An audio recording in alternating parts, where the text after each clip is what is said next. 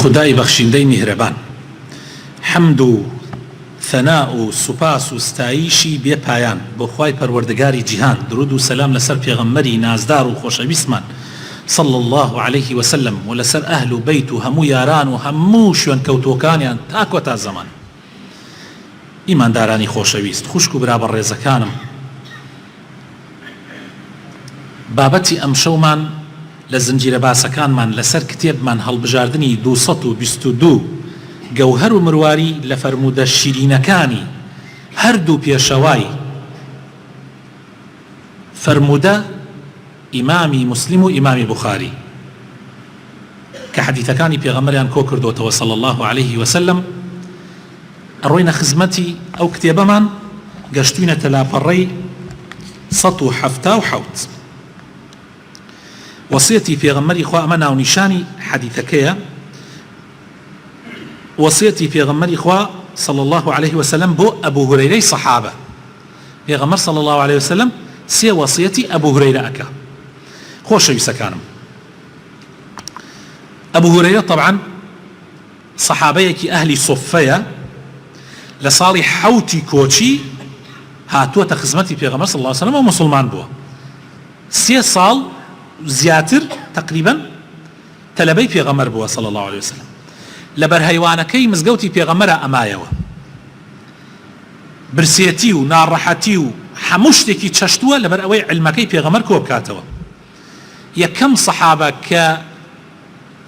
ئەتوانی بڵێ زۆرێک لە ئەحادیثەکانی پێغەمبەری بۆ ئێمە ڕیوایەت کردووە ئەبو هورەیرەیە. کەس لە ئەو زیاتری نەگەڕاتەوە، نزیکەی 5000 حەدیثی بۆ ئێمە گەڕاتەوە. 5000. ئەم پیاوە بەڕێزە ناوی ئەبو هورەیرە نییە، خۆی خلاف هەیە ناوەکەیە، بەڵام ئەرجەح ئەوەیە ناوی عەبدوڕەحمانی کوڕی سەخرە. بۆ پێی وتراوە ئەبو هورەیرە لەبەر ئەوەی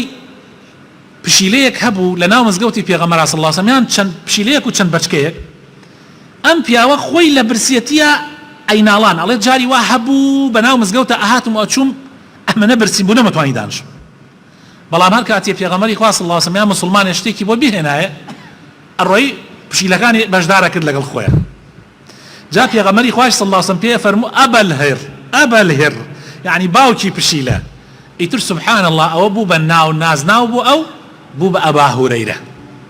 ئەم ئەبا هورەیرە سەحابەیەکی زۆر بەڕێزی پێغەمبەرە صلی الله عليه وسلم، خۆی ئەم حەدیثەمان بۆ گێڕێتەوە. ئەفەرمێ عن أبي هريرة رضي الله عنه قال أوصاني خليلي بصيام 3 أيام من كل شهر وركعتي الضحى وأن أوتر قبل أن أرقد، لروايتك قبل أن أنام. إمام بخاري جمارة 1981، إمام مسلمش لحوصته بستو يكا لو جمارة أم حديث من بوجرته. حديثك معناه أويا كرسول الله أو أفرمي أوصاني خليلي، يعني خوشويستكم خليل أو كسيك كحزناك يكنفر تربية بينتانو، يعني أما نخوشت أويا أما ندوستا حزكي بس تو أو بي أو خليلة، يعني قمي خوشويسية. يعني أفرمي أبو هريرة خليل وخوشويست من رسول الله وصيتي بيا كردم بس يشر بۆیە من لەیرە باسی ئەبو هورەیرەم کرد. خۆ لە ئەحادیثەکان زۆری هین ئەبو هورەیرە بوو، بەس چونکە لەیرە تایبەتە حەدیثەکە بۆ ئەو و ئێمەش لەو سێ وەسیەتە ئیسفادە ئەکەین. چییە سێ وەسیەتەکە؟ لە گشت مانگێکا 3 ڕۆژ ڕۆژوو بگرم، لە گشت مانگێکا 3 ڕۆژ ڕۆژوو بگرم. هەر کەسێک ئەگەر لە گشت مانگێکا 3 ڕۆژ ڕۆژوو بگرێ، گشت ڕۆژێک لە لای خوا بەدەقاتە على الأقل مانگێ چەند ڕۆژە؟ 30 ڕۆژ. تو ئەگەر گشت مانگە 3 ڕۆژ بگری، گشت یەکێکیش بەدەیە کەوا بۆ ئەوایە هەر 30 ڕۆژەکە ڕۆژت گردبێ. هەر کەسی ئەگەر بێوێ هەموو عمری بە ڕۆژوو بۆ بنووسرێ، گشت مانگە با 3 ڕۆژ بگرێ. و باشترین ڕۆژەکانی مانگیش ڕۆژی 13 و 14 و 15 کاتێک کە مانگ پڕ بووە. کاتێک کە مانگ پڕ بووە لە عەرەبیە پێ ئەوترێ ئەیام البیض، لە کوردیشا پێ ئەوترێ ڕۆژە سپیەکان. کە مانگ پڕە دنیا ڕۆشناوە بۆ تۆ، ڕووناک بۆ تۆ بەهۆی مانگەوە. پێغەمبەر صلی الله علیه وسلم وصیەتی کردووە کەوا ئەو 3 ڕۆژە بگیرێ. ئەگەر خۆ ئەو 3 ڕۆژەش نەبێ، مهم ئەوەیە لەو مانگە تۆ 3 ڕۆژ ڕۆژوو بگرە. گشت دووشەمەکان ئەتوانی ڕۆژوو بگری گشت دووشەمەیە گشت هەفتەیە دووشەمەکانی بگرە پرسیاریان کەوتیان ئەی پێغەمبەری خوا تۆ بۆ دووشەمان های بە ڕۆژوو فەرمووی ئەوە ڕۆژێک کە تایە لە دایک بووم فەرمووی ئەوە ڕۆژێک کە تایە لە دایک بووم پێغەمبەری خوا تایە لە دایک بووە بۆیە سنەتە ئەو ڕۆژەش بگیرێ بۆیە سنەتە ئەو ڕۆژە بگیرێ ئەگەر کەسێک حەز کا دووشەمان بگرێ بەڵێ وصيتي دوهمي پێغەمبەر صلى الله عليه وسلم بۆ ئەبوو هورەیرە ئەفەرمێ بیرت نەچێ گشت ڕۆژێ دوو ڕکات نوێژی چێشتەنگا بکە گشت ڕۆژێ دوو ڕکات نوێژی چێشتەنگا چێشتەنگا یعنی کەی یعنی ئەو کاتێک کە خۆر دەرەچێ بە قەدەر 2 متر 3 متر ئاوا خۆر بەرزە بێتەوە حتا 20 دقە بەر لە نوێژی نیمەڕۆ 20 دقە دوای خۆر دەرچوون تا 20 دقە پێش نوێژی نیمەڕۆ ئەلەو بەینە نوێژ بکەی چێشتەنگایە و باشترین کاتەکەی کەیە ئەو کاتێک کە تۆزێ دنیا گەرمەکە دەور سعاتی ئێستا 8:30 ئاوە ئاو ئەگۆڕێ لە زستانە بۆ هاوین ئەگۆڕێ یعنی 2 ساعات تقریبا دوای خۆر دەرچوون باشترین کاتەکەیەتی باشترین کاتەکەیتی خۆ ئەگەر بە لەوایش بیکەی هەر ئەبێ دوای ئەوەش بیکەی هەر ئەبێ مهم ئەوەی پێش نیمەڕۆ بە 20 دقە ئەتوانی بیکەی و دوای خۆر دەرچوونیش بە 20 دقە ئەتوانی بیکەی ئەوە پێ ئەوترێت چی چێشتەنگا يعني لكردي خمانة بعربي بيها وتريد شي ضحى نوجي ضحى 2 ركعات ايش تواني زياتر بكي بلام خوي 2 ركعات وان اوتر قبل ان ارقد ونوجي ويتر بكم حمو شباب بيشوي بخوم حمو شباب بيشوي بخوا بخبي نوجي ويتر بكا اگر بوت اكري اگر زانيت هلاسي بو شو نوجي بخدواي قينا اگر قشك اتصط لصط هلاسي شو نوجي بكي بخيت دواي باشا چونك دائما نوجي ويتر بكي بتا اخر ركعات باشا بخيت اخر شو نوجي باشا بر لنوجي بياني بكي باشا بچن تقريبا ب 20 دقه بل نوج بياني بلام اگر زانيت هلاسي هلاكي ماندوي هلاسي هر يوار ضمانتك لدواي نوجي عشاء بك يا بيشوي بخوي بك امسي وصيه پیغمبر صلى الله عليه وسلم بو كي كرديتي بو ابو هريره كافرمي خليلم خوشويستكم وصيتي بي كردو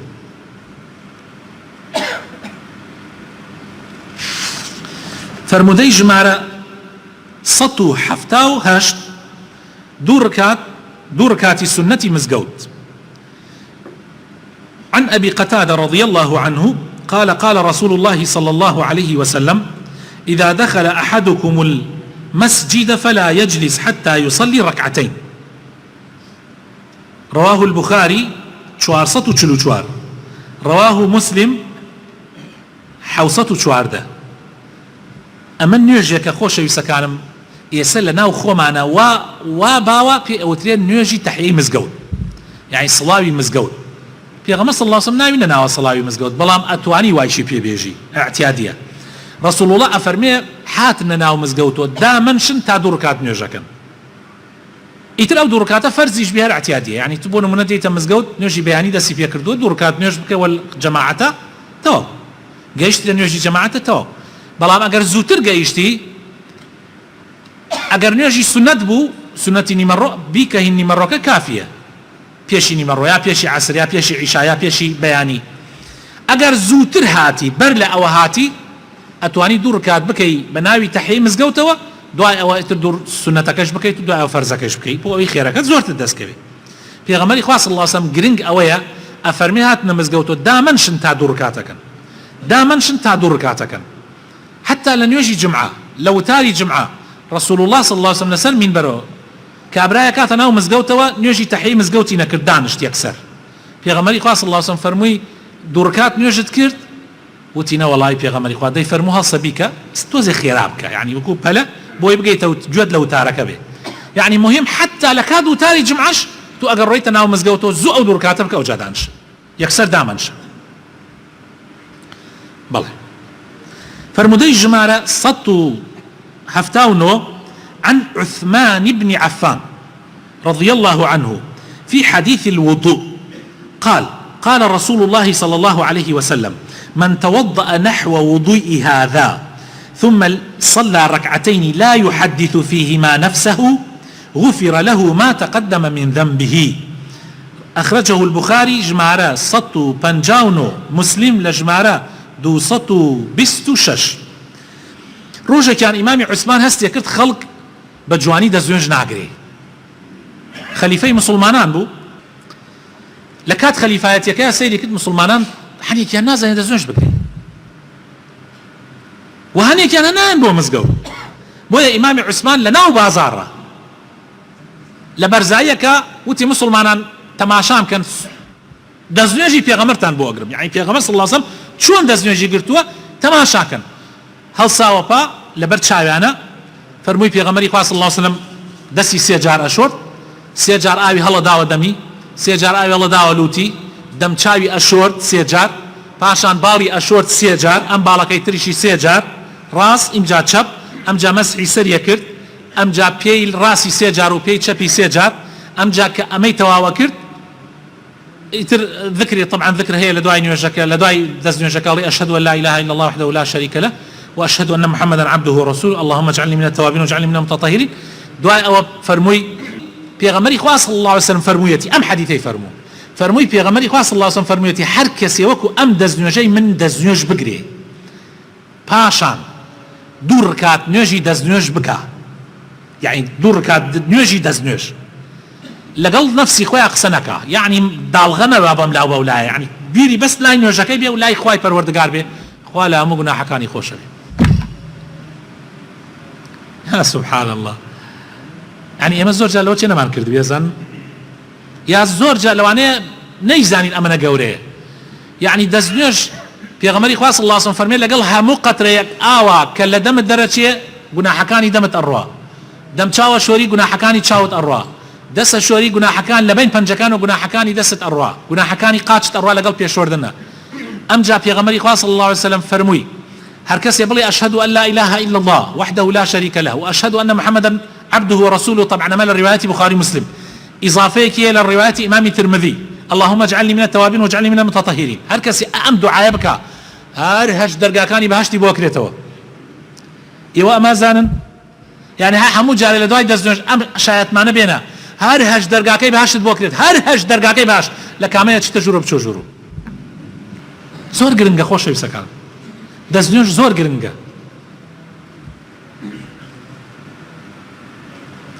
فرمودەی ژمارەی 180 فەرمانکردن بە خۆشوەردنی ڕۆژی جمعە فەرمانکردن بە خۆشوەردنی ڕۆژی جمعە عن ابن عمر رضي الله عنهما عبد الله كري إمام عمر خوال أخوي ولباوكشي رازي به أن رسول الله صلى الله عليه وسلم قال إذا جاء أحدكم الجمعة فليغتسل أخرجه البخاري 877 ومسلم 844 واتا ئەگەر کەسێکتان هاتن بۆ جمعە ئەوە با خۆی بشوە ئەم جابێت لە ڕیوایەتێکی ترە کە ئەبوو سعیدی خودری ئەیگەڕێتەوە لە پێغەمبەری خوا صلی الله عليه وسلم کەوا فەرموویەتی غسل الجمعة واجب على كل محتلم غسلی جمعە واجبە لەسەر هەموو کەسێکی بالغ ئەوەی کە بالغە بێ و هەروەها سیواکردن و هەروەها بۆن لە خۆدان بۆ ڕۆژی جمعە ما يقدر والسواك وأن يمس من الطيب ما يقدر عليه بقدرت وأنا بوني خوش لأخوي بدأ بس بوني نك خلق إزعاج كوسري خلق بلا تجار بونيك اعتيادي طبيعي إمام بخاري جمارة 870 وإمام مسلم جمارة 846 أم حديثة أجرنوا كوابو لم حديثه وبما لم دو حديثه وبما درك به كغسل الجمعة أمري بيكراوة حتى في غمس الله صلى الله عليه وسلم واجب شاء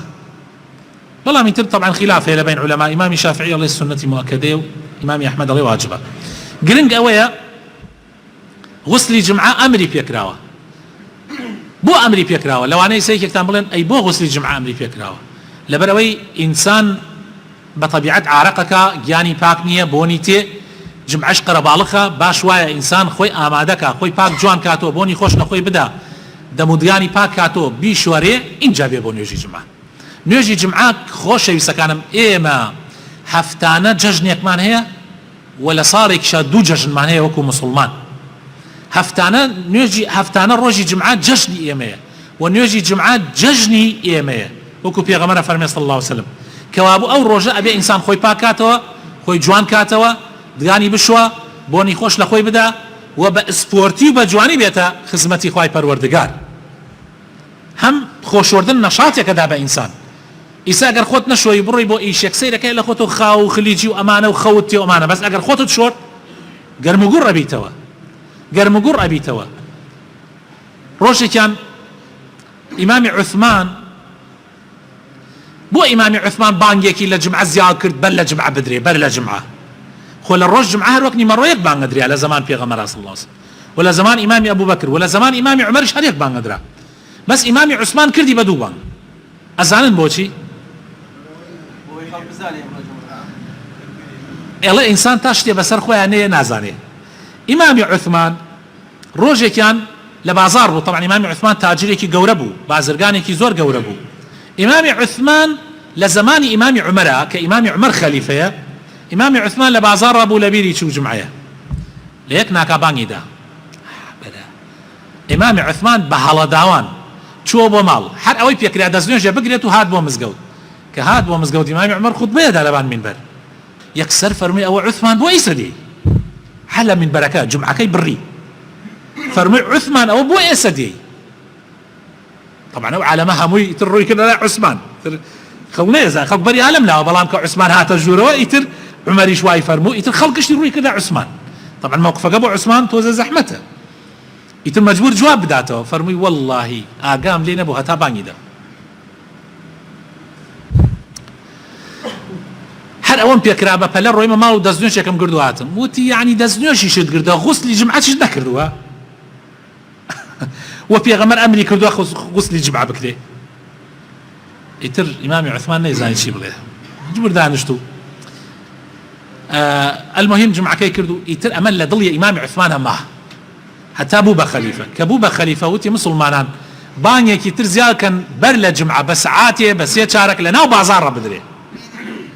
بۆ ئەوەی ئەهلی بازار ئاگایان لێ بێتەوە مەشغوڵن بزانن کەوا چی هەیە، کەوا جمعەیە، ئاگاداریەک بێ بۆ خەڵک. جا الحەمدولله ئێمە ئەو سنەتە ئێستا لە مزگەوتەی خۆمانە جێبەجێ کرێ، ئێمە سەعات 11 و چارەک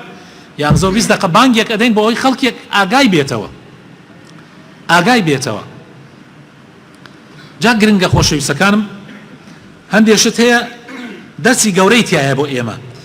طبعا ئەو خۆشۆردنە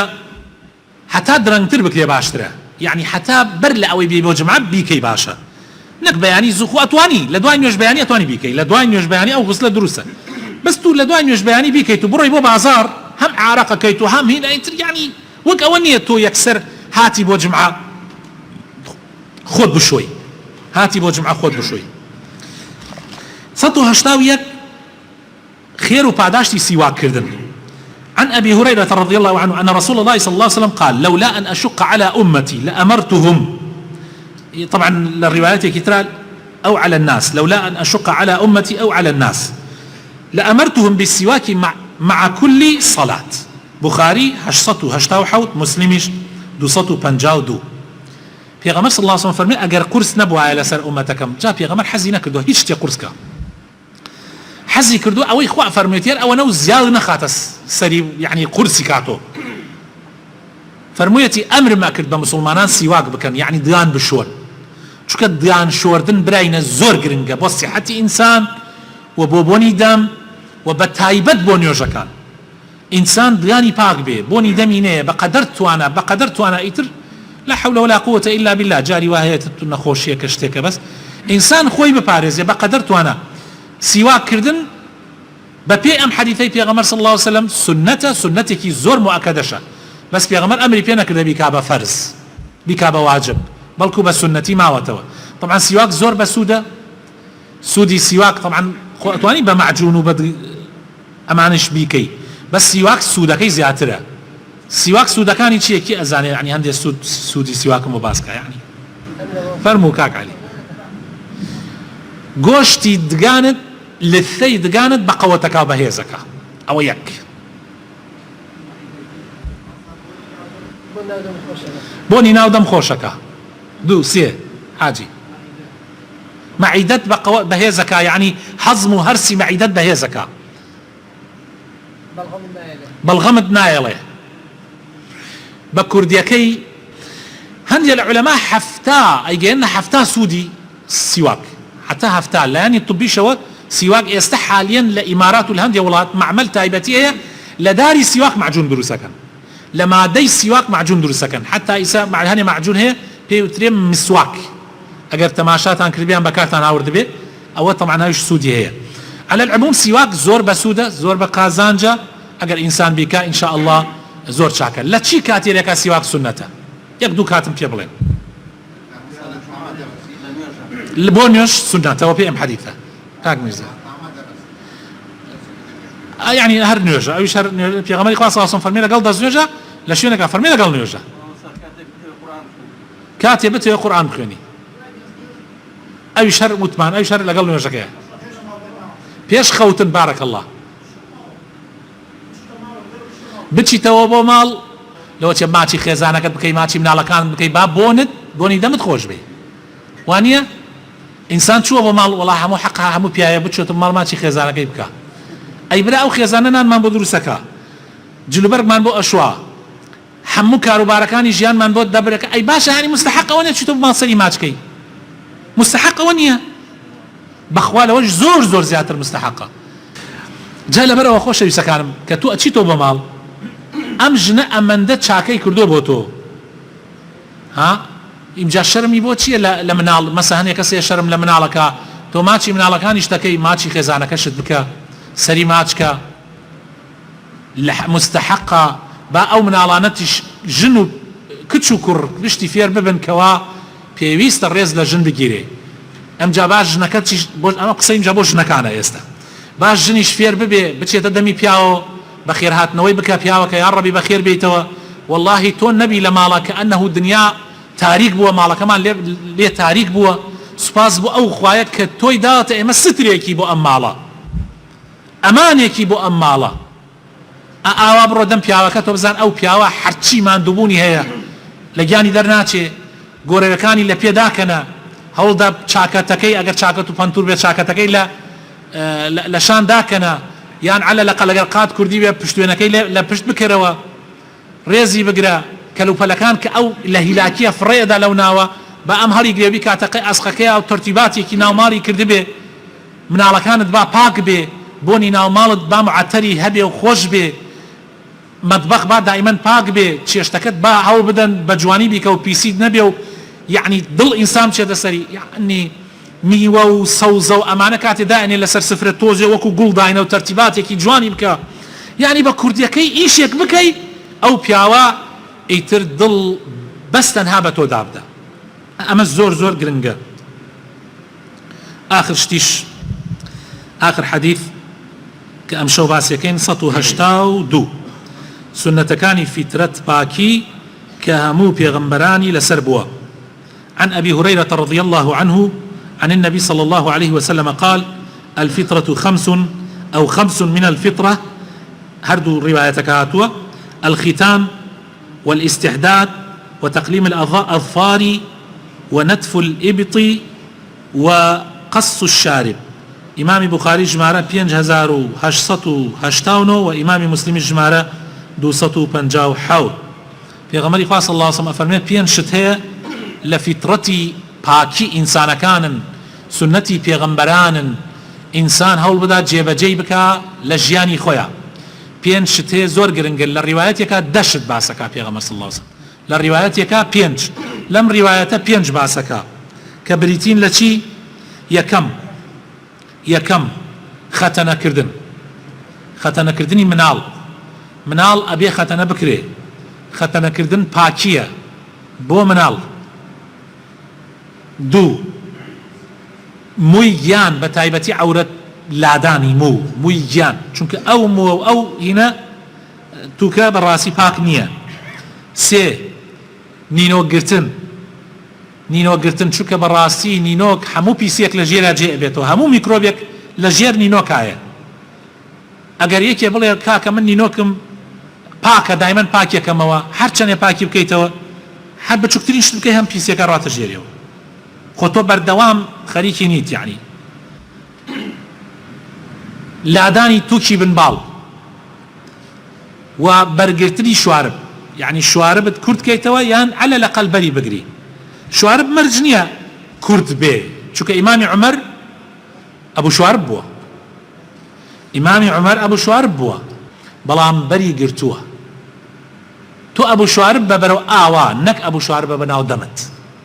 ئەبێ لێوت بە دەرەوە بێ کاتی ئاوە خۆی تۆ کاتی شتێکە خۆی جا ئەمە زۆر زۆر گرنگە ئەمانە زۆر زۆر گرنگن بە تایبەت نینۆک زۆر گرنگە چونکە ئێسان دێ گەنجیش ئەبینی وەکو چۆن هەندێ ئافرەت بەداخەوە نینۆک درێژەکە ئێژیش ینی نازانم هەنێ پیاویشە بینم سەیرەکە ئەم پەنجەی ئەڵێتەوە وڵا سەری پێ خوڕێنم سەری پێ یقین ناشت بڕیا سەری پێ بخورێنی ئیلا نینۆک نەبێ ئیتر بیری لێ بکەڕوە ئەم نینۆکە سەری پێ بخورێنی چەند پاک و جوانە من ئەگەر ئافرەتێک نینۆکی هەبێ تااقەتم نییە نەنانی دەسی بخۆم نە چێشی دەسی بخۆم ئەگەر بەس بزانم نینۆکیە لەو ماڵەشە لەو شێدا نەنوشم قیر یعنی زۆر پیسە یعنی یەکێکە لە پیسترین شتەکان بۆیە هیچ عوزرێک نییە بۆ ئەوە و ئەم سونەتانە على الأقل لە چل ڕۆژارێک لای یعنی ئەگەر زۆر بڕوە چل ڕۆژ ئەبێ لە چل ڕۆژە تۆ ئەمانە جێبەجێ بکەیت نێلی چل ڕۆژ تێپەڕ بکە و ئەگەر گشت هەفتەیەکیش بێ چاکترە گشت پێنجشەمەیە بیکەی بۆی جمعە ئامادەبی زۆر باشە گشت پێنجشەمەیەک ئەگەر ئینسان نینۆکی تووکی گیانی تووکی بنباڵی ئەمانە شواربی بەر شواربگرتن ئەمانە هەمووی خۆت ئامادەکەی بۆ جمعە زۆر سونەتێکی باشە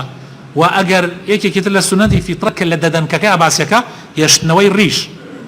حتا بۆت ئەکرێ ڕیش بێڵەوە خۆشەویستەکانم ڕیش سونەتی پێغەمبەرە صلی الله عليه وسلم ڕێبازی پێغەمبەری خوایە صلی الله عليه وسلم